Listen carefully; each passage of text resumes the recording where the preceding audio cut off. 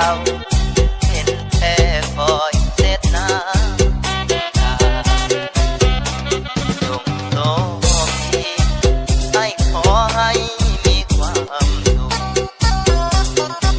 ส่วนฝากความทุกข์ให้มันจบอยู่กับตาแฟนเก่าคนนี้ที่มันยังบ่ตาย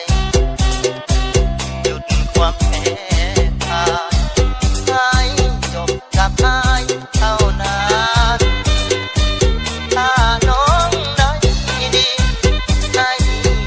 ก็ดีใจแล้วขอให้น้องแก้วแฟนอายจงสมหวังผู้ชายคนนี้จะขอเป็นผู้อยู่หลังหากน้องเจ็บหักน้องนะอย่าลืมอา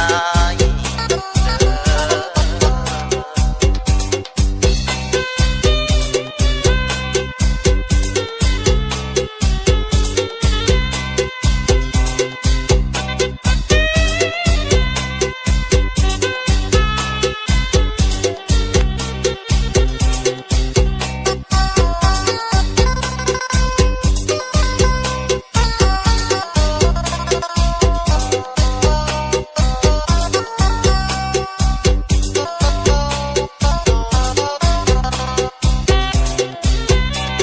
จงโช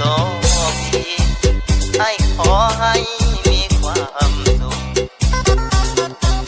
ส่วนฝากความทุกข์